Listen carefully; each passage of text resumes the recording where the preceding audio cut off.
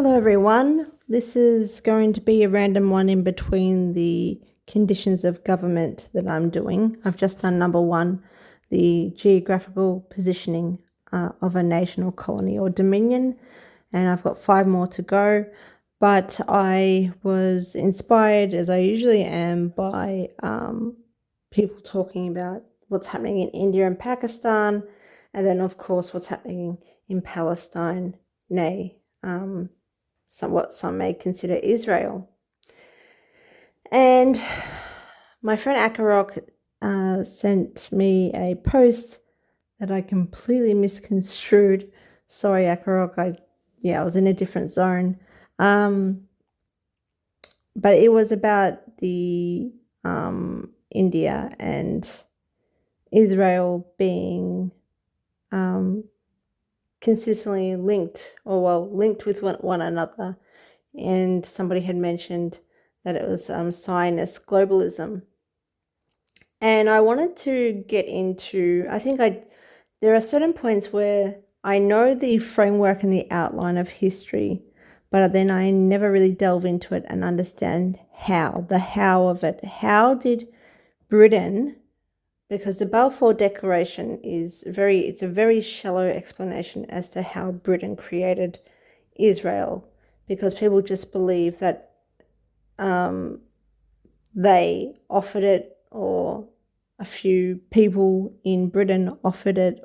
I mean, no one can really understand what actually took place for that to happen, and why it happened, and who were involved, and how did everything come to pass in terms of the governance of Palestine, and what initially was thought of, like when Britain came through Palestine, and it was meant to be a very peaceful operation. They were meant to be the saviors of against the Ottoman Empire, and then it just really quickly turned to shit. But there were a lot of promises made that were fake and were just deception, which is unfortunate. But I wanted to understand more the details of what had actually taken place. And what I discovered is that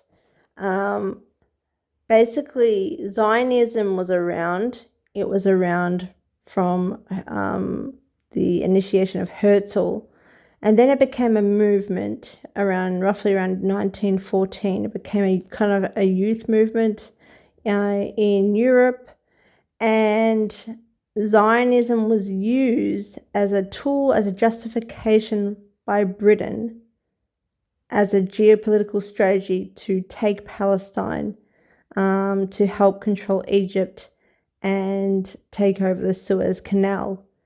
And that was all done through the justification of Zionism. Initially, when Herzl went to the German Kaiser in 1898, I don't know if he had promised that was going to happen, that about the homeland, but there were certain things that they didn't. There were certain points or technicalities in his proposal that Britain didn't accept or didn't think of as something that was going to work. But then when the First World War hit, and maybe it was a part of the plan for World War One, I'm not too sure about that, but when World War One hit, there was a proposal given to Parliament to create a homeland for the Zionist Jews in Palestine, which of course that was negotiated for some time, but in Palestine for geopolitical reasons. Well, that was a part of the sell of it. And I think the War Ministry or the War Council started to consider it back in 1915. So let's get into it, and I'll explain it further. I've tried to timeline it and make sure that it starts off with certain things, and it runs through what was happening in the war, while what was happening politically and strategically. At the outbreak of World War I in 1914, the central offices of the Zionist movement, the World Zionist Organization, or WZO, hitherto in Berlin, were removed to Copenhagen. When it became publicly clear that the destiny of Palestine, the country, would be in the hands of the Allies, Britain, they were transferred to England after 1918. Let me explain to you how the empire did it and why. 2 months after Britain declares war on the Ottoman Empire in November 1914, in January 1915, Sir Herbert Samuel, then a member of the British coalition government, laid before the cabinet a plan for a British Palestine and Jewish autonomy in it. A plan for a British Palestine and a Jewish autonomy in it. And the subject was intermittently considered by the Allied as well as the British War Councils. This document advocated for the annexation of Palestine by Britain, outlining how British imperial control over Palestine would serve as a protective barrier for Egypt, therefore securing the Suez Canal, a vital link to British colonial interests in India and the Far East. This is 1915. Samuel's proposal highlighted that a British protectorate in Palestine would not only fulfill a moral obligation to support the Jewish people, but also align with British imperial interests by enhancing security and influence in the region. The memorandum marked the beginning of official consideration of Zionist aspirations within the British government, aligned with an aspirational outcome of Britain's World War I. By March 1915, the Zion Mule Corps was established in Egypt, which went through the Gallipoli campaign the Gallipoli campaign as a transport unit of the British Army, while Samuel's memorandum laid the groundwork for political support in January and March 1915. The formation of the Zion Mule Corps in March 1915. Sorry if I say 2015. It's not. I don't know why I'm saying it. I'm just saying it. I was doing it while I was typing it out as well. So, the formation of the Zion Mule Corps in 1915 provided a tangible military contribution reflecting a possible strategic partnership and agreement. Palestine for military contribution. In May 1916, the Allies, who were contemplating the division of the spoils of war, made a secret arrangement for the partition of Asiatic Turkey. England's share was to consist of the southern part of Mesopotamia and a short and narrow strip of the coastline in Palestine between Haifa and Acre, which was already considered as a natural outlet of Mesopotamia to the Mediterranean. France was to receive Lebanon and the northern part of Palestine. The area to the east of the French and British territories was to form a federation of Arab states, of one independent Arab state divided into English and French spheres of influence, with a view to securing the religious interests and central Palestine with the holy places was to be subjected to a special regime to be determined by agreement between Russia, France, and England. This arrangement, made between Sir Mark Sykes, an enthusiastic lover of the Eastern peoples, and M. Picot, formerly French Consul General in Beirut, was a leap in the dark and was admitted by one of its creators to be an imperfect arrangement in an imperfect world. Before it was made, inconclusive negotiations had taken place between Sir Henry McMahon, High Commissioner for Egypt, and Sharif Hussein, the guardian of the Muslim holy places in the Hejaz. Mecca and Medina, and one of the hereditary chiefs of the Arabs for the recognition of the independence of the Arab countries that were subject to Turkey.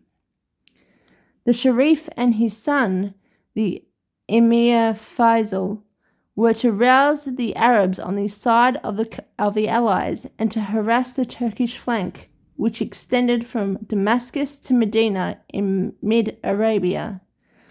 In return for Arab support, Great Britain was to secure Arab independence in a large area from the desert to the sea, in which she was free to act without detriment to the interests of her ally, France.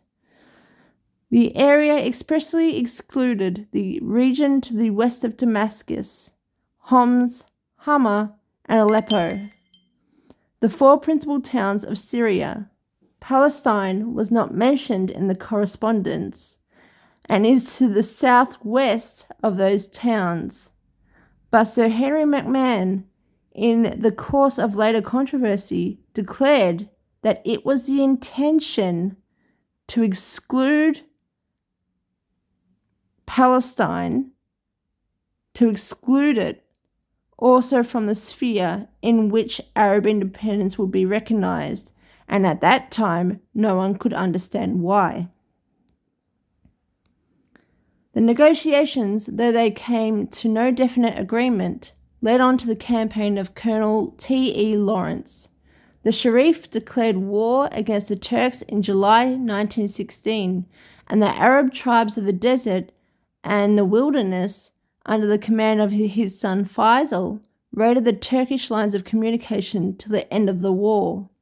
In 1917, the Sharif proclaimed himself King of the Hejaz.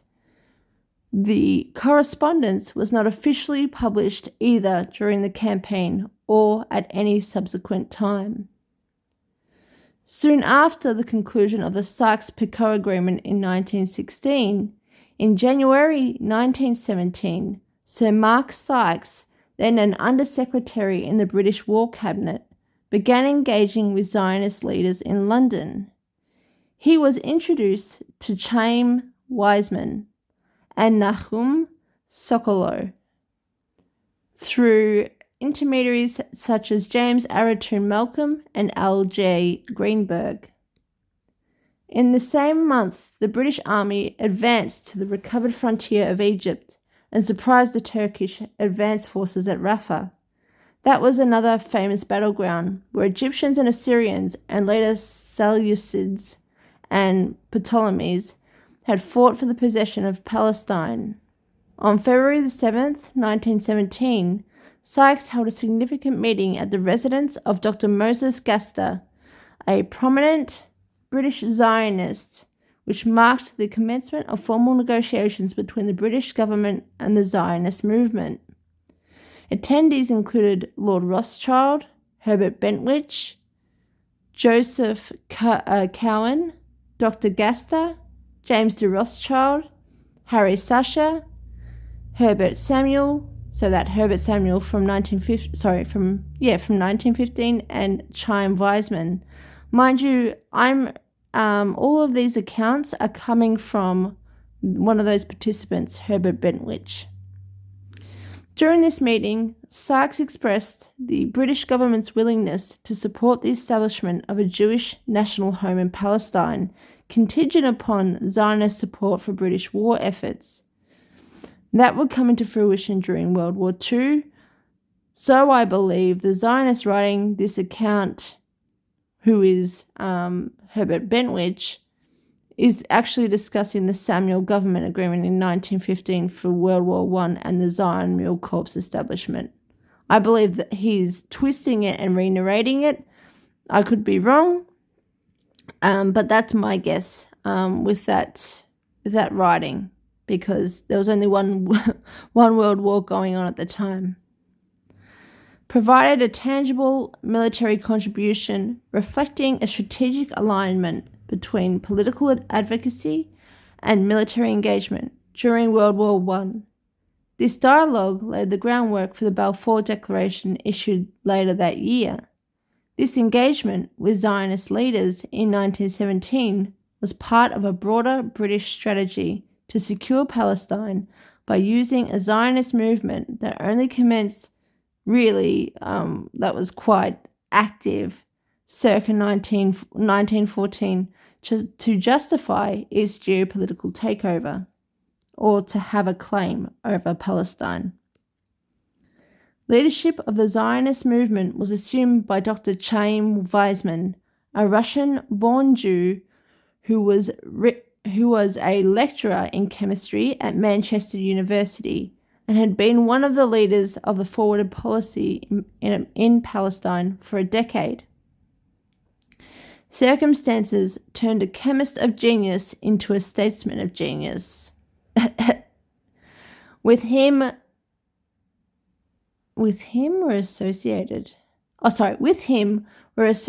by Dr. Sokolow and Dr. Shelanau. That's as good as it's going to get. Leaders of Polish and Russian Jewry, respectively, both of whom had for years been prominent in Zionist councils. At the end of March 1917, General Sir Archibald Murray made his first attempt to capture Gaza, the border town whose name means strong, and the scene of many encounters. He all but succeeded and was hopeful that he could advance. The British cabinet, anxious for some striking success, instructed him that his immediate objective should be the defeat of the Turkish forces south of Jerusalem and the occupation of that city. He made a second attempt on Gaza a month later and fell short of success. He was recalled to England to be replaced by General Allenby. Government assets Weizmann et al. Under the Zionist movement laid before the same British government proposals of Sir Herbert Samuel a year prior for the recognition of Palestine as a Jewish national home, but of course now under a Herbert Samuel is a Jewish voice, but he was also a part of the cabinet. But Weizmann, even though he supposedly was working for the government at this point, he is not a part of the cabinet. So now they have some sort of justified outsider bringing it in. So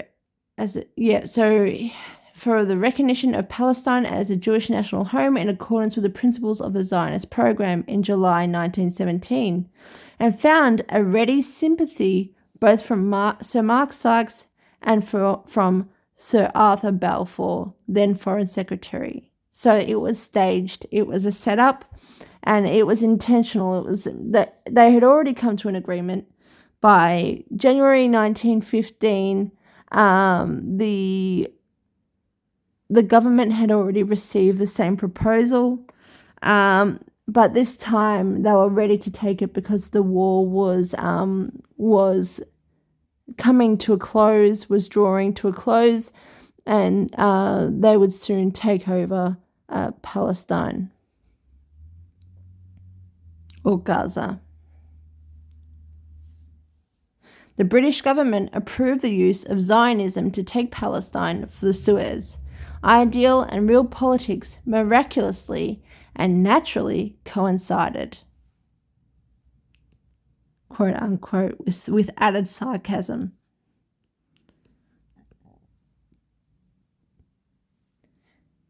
That is Herbert Samuel, Viscount Reading, and Edward Montagu. Britain expects every son of Israel to do his duty.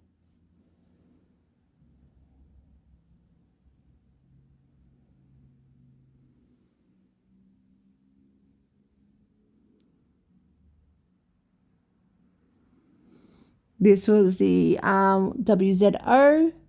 I'm not sure if this was in Berlin or Copenhagen at the time, or maybe this was London, but this is the organization. That's Weizmann when he was still a lover of chemistry, before he became the first president of Israel, miraculously. And this is the Palestine and Jewish Nationalism Report in March 1918 that I'll get to shortly. reprinted from the Round Table. Zionist publications. Zionism aims to create a publicly secured, legally assured home for the British people in Palestine. Basel Program. And this is the Round Table report or index, and it shows here down below that in 1917, where is it here?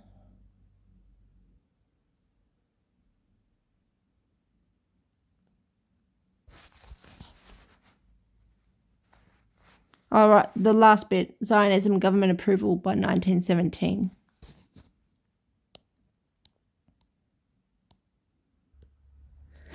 Days later, on July the 12th, Lord Rothschild, who was the president of the Zionist Federation in England, submitted a draft declaration to the government which proposed the reconstitution of Palestine as the national home for the Jewish people.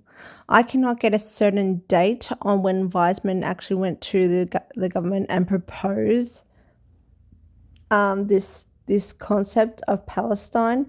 I don't know if it's true or if it was really just the hidden agreement by Rothschild, or if Weizmann went in to make it look like it was a public kind of debate, and then Rothschild reinforced it.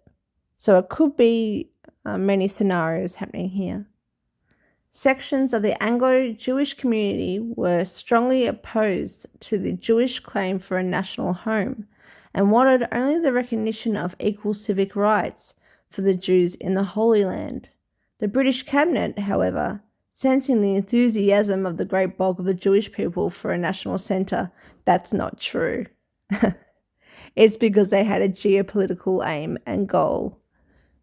So this is just justification, and it's complete manipulation of the great bulk of the Jewish people for a national centre adopted in principle the Zionist proposals. In principle, they adopted the Zionist proposals for their own geopolitical strategy. The War Cabinet minutes, the War Cabinet minutes indicate that they had before them the document produced by the Zionist organization on July 18th, 1917, and other correspondence when discussing the matter. So they had already really adopted the principles or come to an agreement about the adoption of the principles 6 days after Rothschild had put through the proposal in finality. After a month of preparation, the English attack on the Turkish front line from Gaza to Beersheba was launched at the end of October. The Turkish position was broken first at Beersheba and then by the sea, and their army was rolled back en route over the plain of Sharon on the one side and the hill country around Hebron on the other. General Allenby passed the pursuit through the Judean hills and rapidly occupied, in turn, Jana, Ramleh, Lud, Hebron, and Bethlehem. On November 2nd, 2000. On November 2nd, 1917, the day after the capture of Gaza by Allenby's army, and coincidentally the anniversary of Herzl's meeting with the German Kaiser in Jerusalem in 1898, the government published a letter written by Mr. Balfour to Lord Rothschild and stated to have been submitted to the cabinet and approved by it in the following terms. So this is the government approval. His Majesty's government view with favour the establishment in Palestine of a national home for the Jewish people, and will use their best endeavours to facilitate the achievement of this object, it being clearly understood that nothing shall be done which may prejudice the civil and religious rights of existing non-Jewish communities in Palestine, or the rights and political status enjoyed by Jews in any other country. How very interesting. The declaration, it may be noted, varied to the Zionist draft by referring to the establishment in Palestine of a national home instead of the reconstitution of Palestine as the national home. So that was the disagreement that was from the initial proposal.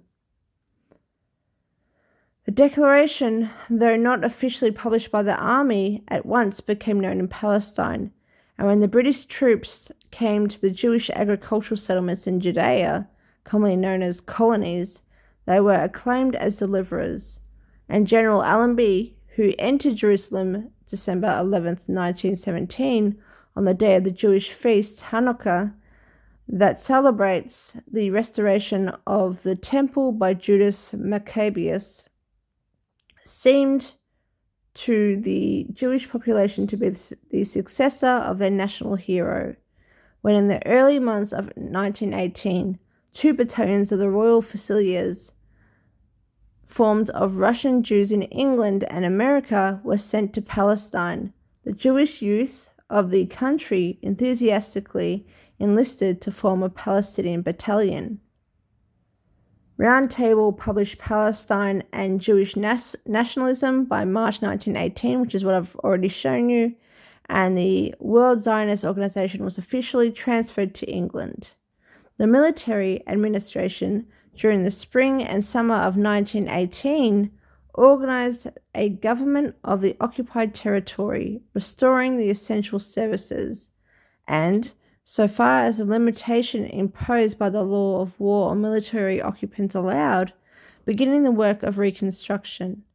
General Sir Arthur Money was appointed with the title of Chief Administrator, and he established departments of finance, law and justice, health, agriculture, and after a short time of public works and education. The law courts were reformed and placed under the direction of British legal officers. April 27th, 1918, Dr. Weizmann took an early opportunity to allay the apprehensions of the Arabs as to a Jewish state. You're going to love this. At a dinner given by the military governor of Jerusalem, to which the heads of the communities were invited, he pretty much introduced, without knowing anything of course, and sketched the outline of the idea of a guardian power for the government of the country. The idea, which was finally to be embodied in the mandate system. Self-government in modern times is a complicated science, so complicated that you're not meant to understand it. Passively gaslighting the Arab community, which no person can learn in a day. No, of course not. We Zionists declare that we desire the supreme political authority in Palestine to be voted in one of the democratic powers, Britain, which should be selected by the League of Nations, now the United Nations, the globalist imperial government. We desire this power to hold Palestine in trust until the population becomes capable of self-government. He stated emphatically the dislike for a system of international government. So knowing that they didn't know at the time that United Nations was going to, League of Nations would dissolve and be reformed into an international imperial government, he's promising that this is not an international organization or form of government.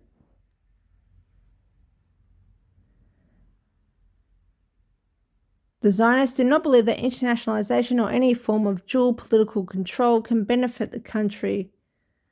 Palestine in its integrity must have one and only one just and responsible guardian, which was about to become the global imperial government, ... Because in the end, by 1922, there is a dual political control system of the League of Nations that then gave Britain the administration role of Palestine. Britain acted as the agent for the League of Nations to administer the administer the country.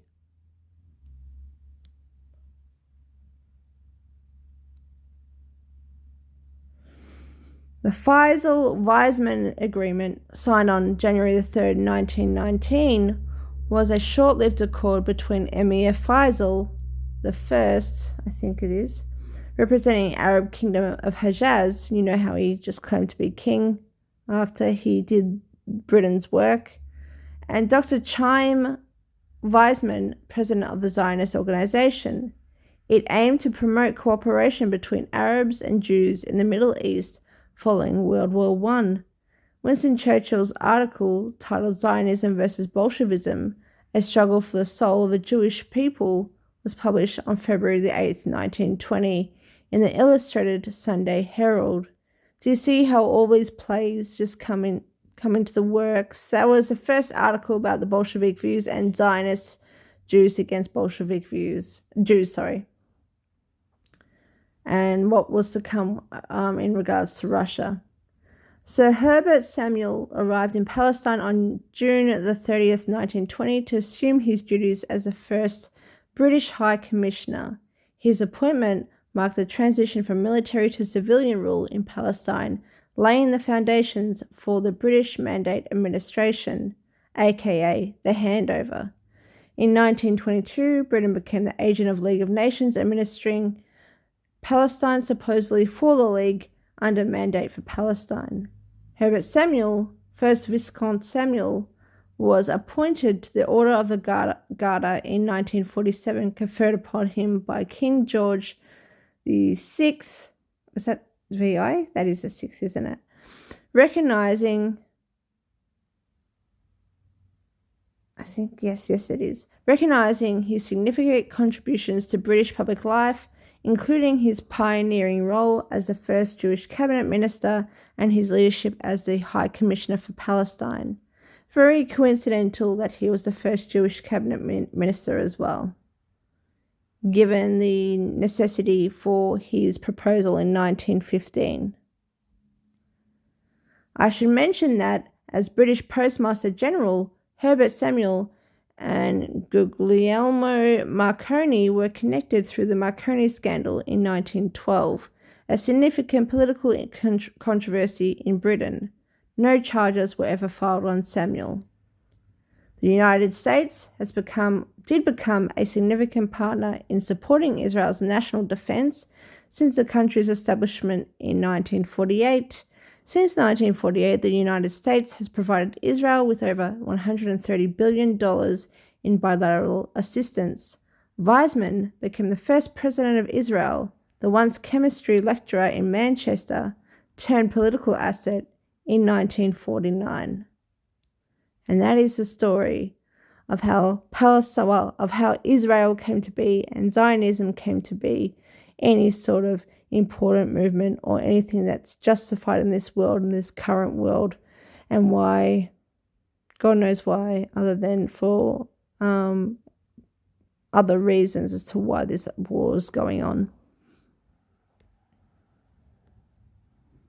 This is the Arthur Balfour confirmation for Lord Rothschild's project, that the government had approved Palestine.